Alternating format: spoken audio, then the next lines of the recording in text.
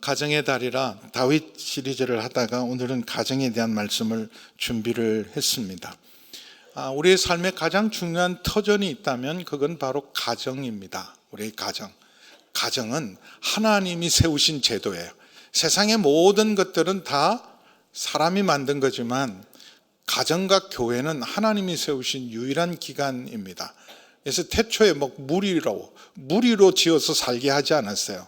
우리 진화론에 보면 원시인, 네안데르탈인, 그래서 호모, 이런 식으로 호모사피엔스로 진화되어서 무리 지어 살다가 안 그래요. 하나님은 처음부터 일남일녀로, 그래서 한 남자와 한 여자로, 만약에 사람이 만들었으면요, 남자 하나에 여자 여럿, 여자 하나에 남자 여럿, 이렇게 했을 거예요. 근데 하나님은 한 남자와 한 여자가 하나 되어서 한 가정을 이루는 것은 하나님의 계획입니다. 그래서 가정은 무엇보다도 우리 삶의 가장 중요한 터전이고 사회 기준이에요. 그 사회가 얼마나 건강한 사회고 살만한 사회인가, 그런 가정을 보면 가정이 바로메타입니다.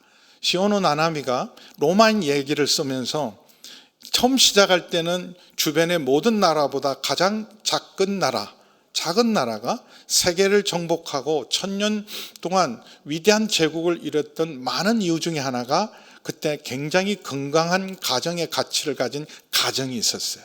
2700년 전에 가정의 소중함, 가정의 권위, 가족을 위한 헌신, 이게 있었던 그 로마가, 근데 아이러니하게도 로마가 왜 망했느냐?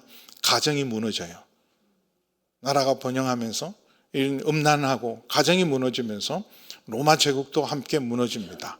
그래서 이 가정은 그 시대의 바로메타예요. 그래서 말라기는 마지막 경고죠. 그리고 그 말 안 듣고 진짜 망합니다. 이스라엘이 망했어요.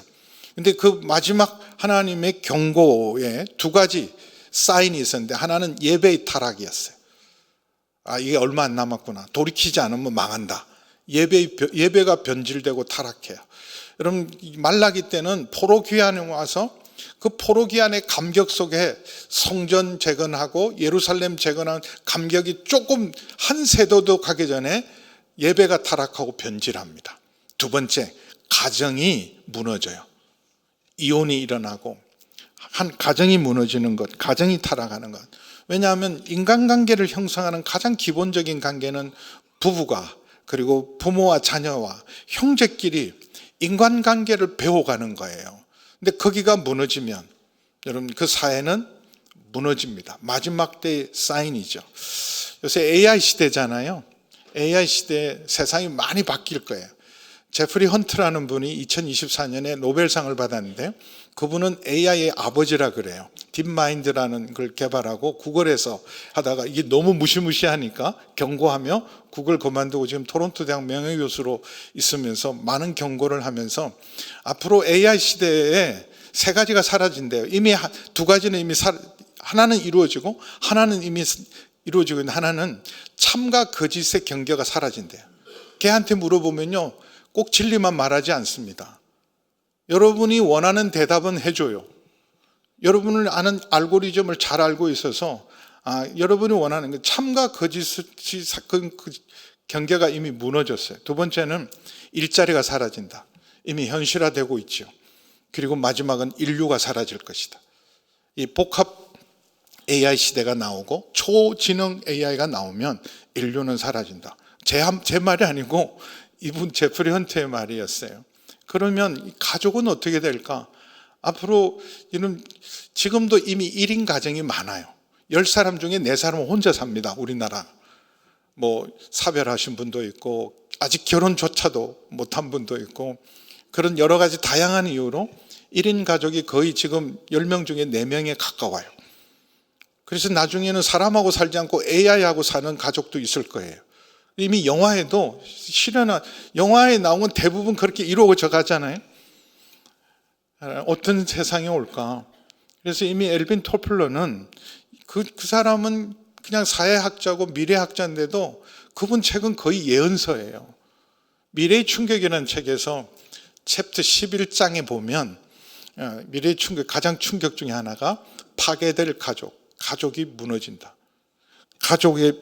전통적 가족이 변화되고 해체되는, 그래서 우리가 한 번도 경험하지 못하는 진짜 AI 가족이 나올 수도 있어요. AI하고는 너무 잘 가까운데 사람끼리는 관계를 하지 못하는 그런 이상한 세상이 곧 우리 앞에 닥쳐와 있습니다. 그래서 우리 가정을 향한 하나님의 계명, 세상은 다 변해도 하나님의 말씀은 영원합니다. 특별히 하나님의 계명 중에 여러분 문화적이고 한시적인 계명도 있어요. 영원한 계명이 아니라, 예를 들면 뭘 먹을 것인가, 부정한 것과 부정한 것, 이거는 먹어도 되고 먹지 말아야 되는 건 이미 예수님의 그 모든 차별을 무너뜨렸어요. 부정한 사람과 부정하지 않는 사람 다 차별을 무너뜨렸어요. 유대인과 이방인 차별 다 무너뜨렸어요. 남자와 여자의 차별 다 무너뜨렸어요. 주인과 종의 차별 다 무너뜨렸어요. 그런데 영원한 법은, 십계명은 영원해요. 그래서 그 십계명을 요약한 것, 바리새인도 예수님께 어느 계명이 가장 큰 계명입니까? 그럴 때 예수님이 주 너의 하나님을 마음을 다하고 힘을 다하고 뜻을 다하여 주 너의 하나님을 사랑하고 내 이웃을 내 몸과 같이 사랑하라. 이게 제일 큰 계명이잖아요. 하나님을 사랑하고 이웃을 사랑하는 것. 십계명의 구조가 딱 그렇게 돼 있어요. 1계명에서 4계명, 나 외에 다른 신을 섬기지 말라, 우상 숭배하지 말라, 하나님의 이름을 망령되이 얽히지 말고 안식일을 행하여 거룩히 여기라는 것은 우리가 하나님을 공경하는 법이에요. 하나님 사랑하는 것. 하나님 사랑하려면 요 4계명을 실천해. 그건 하나도 안 지키면서 나 하나님 사랑해요, 그건 사랑 아닙니다. 그럼 이웃을 내 몸처럼 사랑하는 것은 5계명에서 10계명까지. 근데 이웃 사랑의 첫 단추는 내 부모를 공경하라. 그 다음에 살인하지 말라, 간음하지 말라, 도둑질하지 말라, 거짓말하지 말라, 내 이웃의 것을 탐내지 말라. 이것의 이웃 사랑의 첫 단추는 내 부모를 공경하라. 그러니까 부모 공경하지 않으면서 이웃 사랑이라는 건 위선이라는 거예요. 또 하나님을 공경하는 사람은 반드시 부모를 공경하게 돼 있고, 부모를 공경하는 사람은 하나님을 공경해요. 하나님을 공경한다 그러면서 부모를 공경하지 않는다는 것은 진정한 공경이 아니고, 부모를 공경하지 않으면서 나는 하나님만을 공경한다는 것도 사실은 거짓과 위선입니다. 그래서 그런 하나님을 사랑하고 내 이웃을 내 몸과 같이 사랑하면서 하나님 공경하고 부모님을 공경하는 것을 삶으로 살아내신 분이 바로 예수님이십니다. 예수님이 이 땅에 오셨을 때 정말 하나님을 온전히 공경하는 삶이 무엇인지를 보여주셨어요. 그래서 예수님은 언제나 하나님 앞에 예, 아멘, 하나님 앞에 대답은요 아니요라는 날이 하나도 없었어요. 그리고 이 땅에 오신 목적은 내 뜻을 이루러 온 것이 아니라 아버지의 뜻을 이루러 오신 거예요.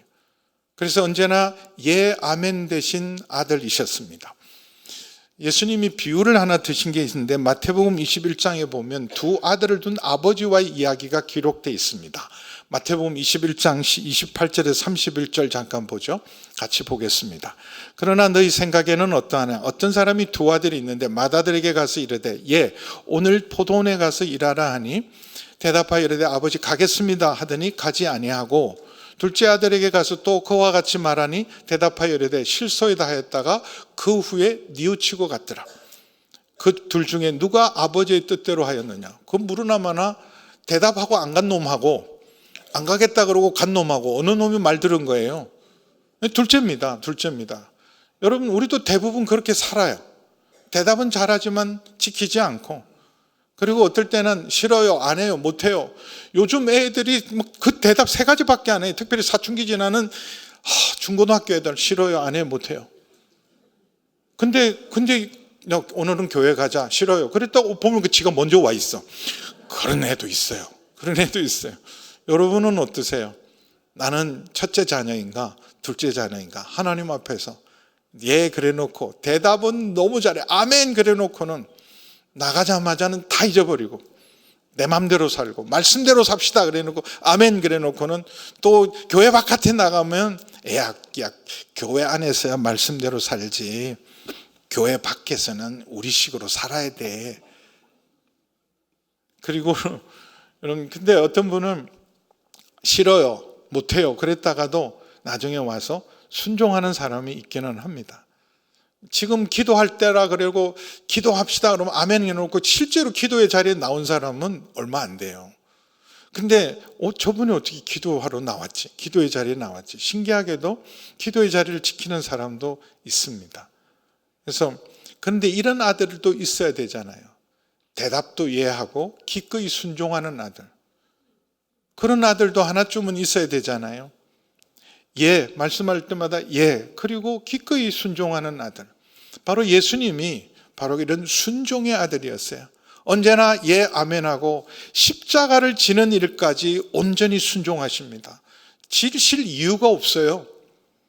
근데 저 사람들을 내가 구원해야 되는데 저들에게는 길이 없고 답이 없다.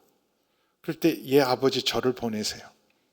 그리고 그 십자가를 지는 일을 기꺼이 순종을 하기 위해서 땀방울이 핏방울이 되도록 기도하면서 온전히 십자가에까지 순종하셨던 분이 우리 예수님이십니다. 그랬던 예수님은 이 땅에서 사실 때 육신의 부모에게도 온전히 공경하는 모습이 바로 오늘 읽었던 말씀이에요. 예수님 12살 때 있었던 에피소드입니다. 예수님의 가정은 가난했지만 그 당시 목수, 어부들은요 제일 가난한 가정들이에요. 너가 아버지 뭐 하시노? 이러면 목수예요. 너가 아버지 뭐 하시노? 그러면 예, 어부입니다. 그러면 가장 가난한 집이에요. 근데 목수였고 가난하고 얼마나 가난하면 보통 이제 아이들을 낳으면 정결함을 받을 때 보면 보통은 양을 바칩니다. 근데 양을 못 바치면 가난한 집은 비둘기를 드리는데 비둘기를 드렸어요. 가난한 거죠. 가난해서 비둘기를 드릴 수밖에 없지만 경건한 가정입니다. 사실은 성경에 보면 우리가 본받을 만한 믿음의 가정이 많지 않아요.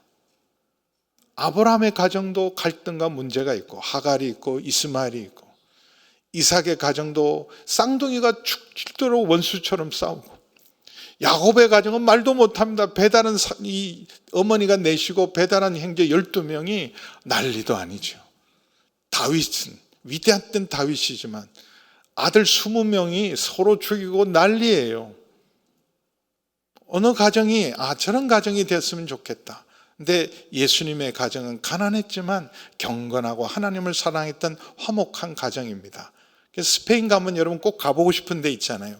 바르셀로나에 가면 천재 건축가 가우디가 시작했다가 지금 거의 200년 만에 지금 올해가 아마 마무리된다 그런 것 같아요. 근데 그 성당이 가우디 성당이 아니고 성가정, 요셉과 마리아와 예수님을 기념하기 위한 성당입니다. 보통 여러분 그 캐톨릭 성당을 보면 마리아 교회하고 요셉 교회가 따로 있어요. 그래서 마리아 교회는 이런 프랑스 계통의 마리아 교회는 다 노틀댐, Our Virgin, 우리의 귀한 우리 Our Lady라는 뜻이래요. 귀한 우리 마리아 교회고 거기 요셉 교회가 따로 있어요. 근데 바르셀로나에 있는 교회는 요셉과 마리아 예수님을 향한 교회. 성가정의 가장 복된 모델입니다. 근데 12살 되었을 때 절기의 관례를 따라 올라갑니다. 특별히 12살 때는 뭐 하냐 하면 성인식을 치러요. 성인식을 치르는 때이기 때문에 예수님도 12살 때 관례를 따라 같이 부모님과 함께 올라가는데 문제는 여러분 실종 사건, 예수님이 3일 동안 실종됐어요. 갈 때는 잘 갔는데 돌아올 때 43절에 보면 그 날들을 마치고 일주일 동안 절기를 지켜요. 돌아갈 때 돌아가야 되는데 예수님은 남으셨어요. 근데 부모님은 남은 줄을 모르고 그냥 떠났다가 당연히 일행 중에 있는 줄 생각하고 아니 이게 말이 돼? 같이 가고 같이 가는데 옆에 있는 예수님이 있는지 없는지도 모르는 건 말이 되냐? 근데 지금은 가족끼리 가지만 이전에는요 저 먼 북쪽 갈릴레 이런 데는 그 동네 사람 순례자들이 다 함께 가기 때문에 어떻게 가냐 하면 함께 여기 동행 중에 44절에 보면 먼저 여자와 아이들을 먼저 보낸대요. 걸음걸이가 다르니까 아이들과 여자들을 먼저 보내고 그리고 남자들은 짐을 챙겨들고 그리고 양들과 이런 걸 희생제물로 드릴 거를 가지고 뒤에 따라가다가 우리 어느 휴게소에서 만나자 이렇게 휴게소 지정해 가평 휴게소에 우리 만나는 거야. 그렇게 휴게소를 지정하듯이 하루길을 가면 와서 다시 가족들 챙기고 그렇게 가는 중에 돌아올 때 이제 만나기로 한 지점에 가서 보니까 예수님이 없는 거예요. 동행 중에 알았더니 난리가 난 거죠. 하루길을 간 후에 친족과 아는 자 중에 찾되 만나지 못하며 뭘 잃어버렸을 때 원칙이 있어요. 여러분 잃어버리면 어떻게 찾으세요? 마지막 기억나는 것. 마지막 만났던 자리. 그 사람하고 마지막 물건도 마찬가지. 지갑 마지막 내가 봤던 데가 어디지? 전화기 늘 잊어버리고 다니시잖아요. 하여튼 제 아내는 늘 제가 나갈 때마다 지갑 챙기셨어요. 핸드폰은요. 식당에 나올 때도 핸드폰은요. 항상 놓고 나오니까. 항상 놓고 항상 챙겨요. 잊어버리면요. 내가 마지막 봤던 데가 어디였지? 마지막 봤던 데 가면 어김없이 있습니다. 여보 미안해. 지금도 지갑이 어딘지 모르겠어요. 진짜요. 어디 있는지 모르는데. 근데 지금 생각나서 어디 있는지. 잊어버렸어요. 그래가지고 찾으니 예루살렘에서 마지막 만났잖아. 그런데 예루살렘에 갔더니 진짜 거기 앉아 계시는 거예요. 예수님. 그래서 3일이나 벌써 지났는데 뭘 하고 있었는지 46절, 47절 함께 읽겠습니다. 시작. 사흘 후에 성전에서 만난 적 그가 선생들 중에 앉아서 그들에게 듣기도 하시며 묻기도 하시니 듣는 자가 다 그 지혜와 대답을 놀랍게 여기시더라. 율법 토론회에 참여하고 있는 거예요.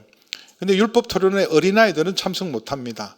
근데 예수님 성인식을 했어요. 성인식을 하면 표를 합니다. 뭘 하냐면 이마와 손목에다가 몇 주자라는 표시가 있어요. 성인 표시. 그러니까 어른들의 율법 토론을 만약에 하면 애들은 가라 그랬을 텐데 토론을 하는데 예수님 잘 듣고 질문, 특별히 이런 말씀을 배울 때 유대인들은요 일방적으로 가르치지 않고 좋은 질문을 하게 합니다. 질문이 그 사람 실력이고 수준이에요. 그래서 여러분 AI를 쓸 때도 사람마다 똑같은 AI를 쓰면서도 결과치는 엄청 다른 게 뭐냐면 질문을 잘해야 돼요. 괜히 돈 내놓고 그런 질문 할 것 같으면 그냥 안 하는 게 난 질문만 수두룩 하면서 근데 나중에는 AI도 무시합니다. 그런 질문만 하면. 진짜 그래요. 질문이 AI를 다루는 수준인데 정 아니면 이렇게 물어보세요. 이 문제에 대해서 제일 질문을 잘한 사람 질문을 나한테 알려줘. 그러면 알려줄 거가 아니에요. 그러면 이 질문에 대한 최고의 대답을 해봐봐. 그리고 또 한 번 더 물어야 되는데 이거 어디서 갖고 온 거야? 사기를 많이 쳐요. AI가 자기들 그냥 편한 자료들 갖고 오니까 꼭 따져 물어야 돼. 이거 어디서 갖고 온 건데? 물어봐야 돼. 근데 여러분 무조건 AI라고 다 믿으면 안 된다니까. 얘는 참과 거짓에는 관심이 없어요. 그냥 여러분 달라는 정보를 쉽게 그냥 주는 게 문제이기 때문에 뭘 하다가 이렇게 왔나? 질문 잘하셨대. 질문. 그래서 예수님의 질문을 보고 어른들이 무릎을 턱턱 쳐서 아니 이 아이가 어떻게 이렇게 질문을 할 줄 아나? 그렇게 놀랍게 있는데 이제 부모가 헐레벌떡 반가우니까 뛰어들어서 아니 어쩌자고 우리한테 이렇게 했냐? 우리가 얼마나 걱정했는 줄 아느냐? 48절 우리 함께 읽어보겠습니다. 같이 읽어요. 시작. 그의 부모가 보고 놀라며 그의 어머니는 이르되 아이야 어찌하여 우리에게 이렇게 하였느냐? 보라 내 아버지와 내가 근심하여 너를. 아이 한번 잃어버렸던 부모님들은 알잖아요. 애가 한번 잠깐이라도 잃어버리면 하늘이 노래요. 하늘이 노랗습니다. 이거 미쳐버릴 것 같지 않아요? 근데 이제 찾았어요. 얼마나 반갑겠어요. 어떤 부모는 막 만나자마자 막 화를 내는 장면이 있어요. 반가운데 너무 좋은데 막 화를 펄컥펄컥 내고 너 이러면 어떡하니? 그래가지고 그러지 마세요. 그래서 보라 네 아버지와 내가 근심하여 너를 찾았다. 근데 예수님의 대답 보세요. 어떻게 대답하시는지. 49절 함께 읽겠습니다. 시작. 예수께서 이르시되 어찌하여 나를 찾으셨나이까? 내가 내 아버지 집에 있어야 될 줄을 알지 못했습니까? 내가 있어야 될 곳에 왜 내가 없으면 당연히 걔는 예루살렘 성전에서 하나님 집에 있겠구나. 당연히 그렇게 생각해야 되는 거 아닙니까? 내가 내 아버지 집에. 여러분 성인이 된다는 것, 사춘기에 뭘 찾느냐 하면, 사춘기가 막 반항하고 말 안 듣고 그러잖아요. 사춘기는 내가 누군지를 찾는 거예요. 넌 누구 아들, 누구 집 사람이 아니라 엄마 아버지와 상관없이 나는 누구인가 그거 찾는 거예요. 그래서 부모님 말을 좀 안 듣는 거예요. 나 엄마 아빠 말 듣는 사람이 아니에요. 내가 누군지 알고 싶어.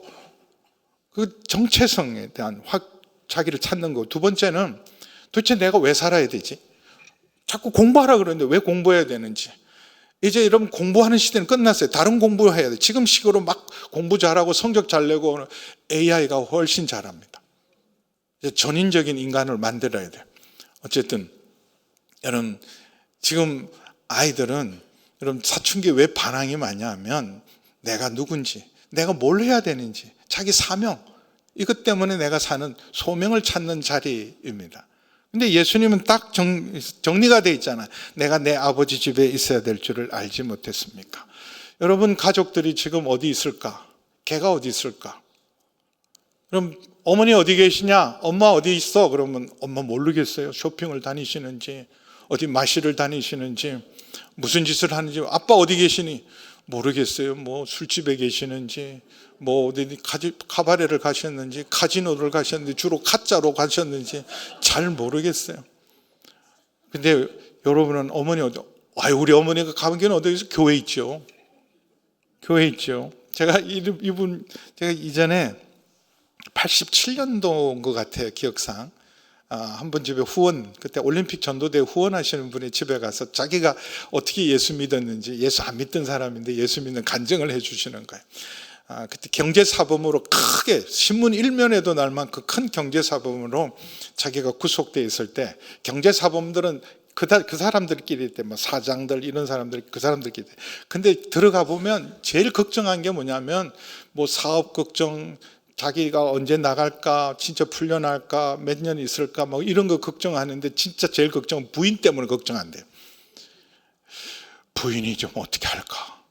그래서 부인이 면회할 때가 좀 안 오면 이 사람이 어떻게 됐는지, 그리고 너무 이쁘게 해와도 고민이래. 지금 왜 저러고 왔는지, 왜 저러고 꾸미고 왔는지. 안 와도 문제고 와도 너무 이쁘게 꾸미고 와도 걱정인데, 이 사람은 걱정이 1도 안 되더래요. 당신은 걱정이 안 되냐? 난 걱정 안 해. 아니, 당신 부인이 이럴 때 어떻게 하는지 우리 와이프는 교회에서 기도할 거야. 교회에서 기도할 거야. 진짜 그랬거든. 진짜 교회에서 기도하고, 당신은 몇 년 살고, 당신은 우리 다 나가도 당신 못 나가. 근데 그냥 자기가 이럴 때 내가 제일 먼저 나갈 걸. 왜냐? 우리 와이프가, 우리 교회가 기도하니까. 진짜 그렇게 됐대요. 그래서 자기가 예수 믿었다고. 그래서 열심히 후원하는데, 여러분은 찾으면 여러분 주로 어디 계세요? 주로 어디 계시긴 어디 계시냐? 교회 계시지. 저는 어릴 때요, 제가 사라지면, 없어지면, 야 태효 어디 갔냐? 그럼 우리 누나들은 정확하게 찾아냅니다. 제가 어디 있는지를 알아요. 만화방에 있었어요.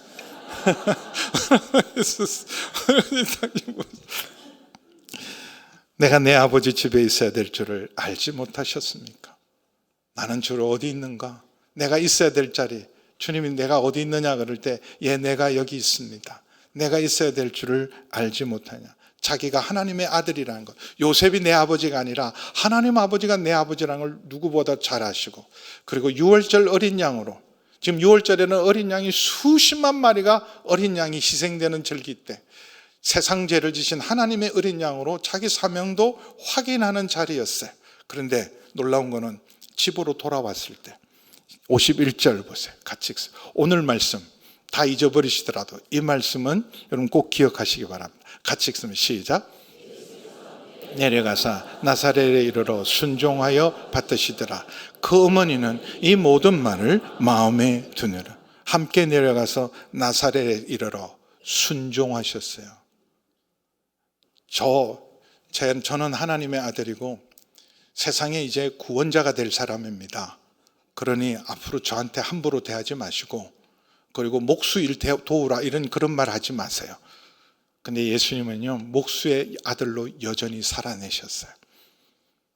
그 당시 너희 아버지 뭐 하시노? 그러면 목수가 제일 낮은 가난한 집이었어요. 근데 예수님은 자기가 누구고 자기 사명을 아셨던 분인데도 30세가 될 때까지 아버지가 돌아가시고 가업을 성계합니다. 목수하세요. 내가 그런 일을 할 사람이야? 내가 그런 일을 할 사람으로 보여? 안 그러셨어요. 여러분, 금쪽이로 키운잖아요. 그래서 애들은 뭐 일도 안 시키고 청소도 안 시키고, 우리 애는 라면도 하나 끓일지 모르고 손에 물도 안 묻히고 키웠어요.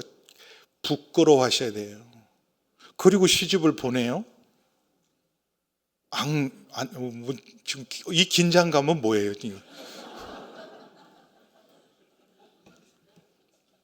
우리 애 공부해야 되기 때문에 쓰레기하고 분리수거하고 이건 다 당신이 해야지.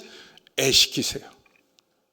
너 쓰레기 버려라. 너도. 근데 이제 요즘 애들은 걔만 버리면 아버지는 월요일 날, 화요일 날, 목요일 날, 우리 주일 날 이렇게 동네에서 버리거든요. 화요일은 내가 하고 주일은 아빠가 피곤하지 않냐? 네가 해라. 아빠가 4번 설교하고 그걸 꼭 해야 되겠냐? 네가 좀 해라. 가르쳐야 돼요. 아이들한테. 그래서 이런 순종의 아들로, 그렇게 여러분, 예수님은 나사렛에 이르러 목수로서 부름받을 그날까지 순종의 아들로 사셨습니다. 그럼 공생애를 시작할 때도 예수님이 이제 모든 사람에게 선포하고, 자, 이제부터 본격적으로 공생애를 시작한다고 선포하기 전에 어머니가 좀 사고를 치셨어요. 혼인잔치에 참여를 했는데 가나에 포도주가 떨어졌는데, 그때 예수님께 찾아와서 포도주가 떨어졌다. 그럴 때 예수님이 어머니가 부탁하는 거, 이거 해결해 달라는 거 알아요. 근데 예수님은 아직 내 때가 이르지 않았습니다. 내가 낳았을 때가 아닙니다. 세상에 드러낼 때가 아닙니다. 근데도 예수님은 그 하인들에게 무슨 말씀을 하든지 그대로 하라. 아마 늘 살아가면서 문제가 있고 어려울 때 예수님께 찾아가서 이런 일이 있단다 그러면 뭐든지 예수님이 말씀하신 대로 하면 잘 되었던 그 기억 때문에 예수님께 부탁을 했어요. 어머니니까 들어주신 거예요. 아직 내 때가 이르지 않았지만 어머니를 부끄럽게 하지 않기 위해서 어머니 요청에 엄청난 대가를 지금 드러내면, 더 준비했다가 자신을 나타냈는데 지금 드러내면 더 많은 대가가 지불될 줄 알았지만 어머니의 부탁을 들으셨어요. 그리고 마지막 십자가를 지는 그 고통 속에서도 어머니를 생각하고 어머니를 부탁합니다. 요한복음 19장 보겠습니다. 요한복음 19장 26절에서 27절 말씀입니다. 같이 읽습니다. 시작. 예수께서 자기의 어머니와 사랑하는 제자가 곁에 서 있는 것을 보시고 자기 어머니께 말씀하시되 여자여 보소서 아들이니다 하시고, 또 그 제자에게 이르시되 보라 내 어머니라 하신대, 그때부터 그 제자가 자기 집에, 마지막 그 순간에도 어머니 생각하셔서 요한에게 부탁해요. 요한아, 내 어머니다. 어머니 보소서 아들입니다. 그래서 요한은 순교하고 싶어도 순교를 못했어요. 왜 다 순교할 때 요한만 순교를 못했냐 하면, 핍박과 박해가 있으면 예수님의 어머니가 위험하니까 제일 안전한 지대로 옮겼어요. 그래서 요한과 예수님의 어머니 마리아의 무덤이 같은 동네에 있습니다. 어디에 있냐 하면 바로 에베소에 있어요. 에베소에 가면 요한 기념교회가 있고 요한 무덤이 있는데, 또 마리아 기념교회가 있고 거기 마리아의 무덤도 있습니다. 끝까지 모신 거예요. 마지막까지 순종의 아들이셨습니다. 여러분, 우리가 앞으로 어떤 시대가 올지 몰라요. 그러나 우리가 하나님의 가정을 이루어서 자녀는 부모를 공경하고, 부모는 어떤 부모가 되어야 공경을 받을까요? 유명하고 잘나고 많은 유산을 물려준 부모가 존경받는 게 아니라, 우리 부모님은 정말 하나님 사랑하고 이웃 사랑을 실천했던 분이었다. 가난했지만 이웃에게 나누고 베푸는 것, 그걸 항상 기쁘게 하셨던 분이다. 그리고 정말 믿음의 사람이셨다. 진짜 가짜가 아니라, 여러분, 우리가 가짜라는 건 자식들이 제일 잘 알아요. 우리 직분이 뭐든 우리가 진짜 리얼 그리스도인인지 아닌지는 자식들이 제일 잘 압니다. 우리 아빠 저렇게 멋있게 목회하고 설교하지만 우리 아빠 가짜야. 그럼 진짜 가짜예요, 저는. 우리 자식들 제일 잘 알아요. 진짜 기도하는 사람인지, 진짜 리얼 그리스도인인지. 그리고 어렵고 힘들지만 언제나 베풀고 나누고 이웃사랑을 실천하는 부모님, 돌아가셔도 공경합니다. 존경합니다. 그래서 이런 가정의 달, 우리 가족들이 다 서로 사랑하고 무엇보다도 용서하셔야 돼요. 누가 해야 되느냐? 잘못한 놈이 저놈인데 여러분이 하셔야 돼요. 믿음 있는 사람이, 성숙한 사람이, 더 사랑이 많은 사람이 손을 내미는 거예요. 목사님, 나는 섬길 부모도 없고 이제 자식도 없고 혼자입니다. 그런 분들, 우리에게 가족이 있습니다. 바로 교회가 가족이에요. 누가 내 형제요 모친입니까? 하나님 뜻대로 행하는 우리가 바로 모친이요 형제요 자매예요. 그래서 교회는, 우리 진정한 가족은 바로 그리스도 안에서 형제된 우리, 가족된 우리가 진짜 가족입니다. 외로운 사람 없으셔야 돼요, 이런 날. 그래서 지금도 집에서 예배 나오고 싶지만 예배 나오신 분들 돌아보세요. 돌아보셔야 돼요. 찾아가셔야 돼요. 죄송하지만 교회가 선물이 좀 부족하면 몇 거라도 들고 가서 집에서 나오고 싶어도 나오지 못한 분 전달해 드리고 나누시고 축복하셔서 AI 시대가 오든 뭐가 오든 여러분, 우리가 진정한 하나님의 가족이 되고 우리 가정이 구원받고 우리 가정이 회복되어서 하나님 나라를 이루는 귀한 은혜가 있기를 가정의 달에 주의 이름으로 축복합니다. 기도하시겠습니다. 아버지 하나님, 예수님은 순종의 아들이었습니다. 자신의 하나님의 아들과 사명을 알고도 공생의 때까지 한결같이 순종하여 받드셨던 예수님처럼 우리도 하나님 공경하고 부모 공경할 줄 아는 저희가 되게 하시고, 우리도 하나님 아버지 영적 권위를 가진 하나님을 사랑하고 이웃 사랑을 실천하며 자녀들에게 인정받는 믿음의 부모가 되게 도와주셔서 자녀들을 아버지 하나님 믿음과 축복으로 하나님 순종하게 만드는 믿음의 가정 되게 하여 주옵소서. 예수님의 이름으로 기도하옵나이다. 아멘.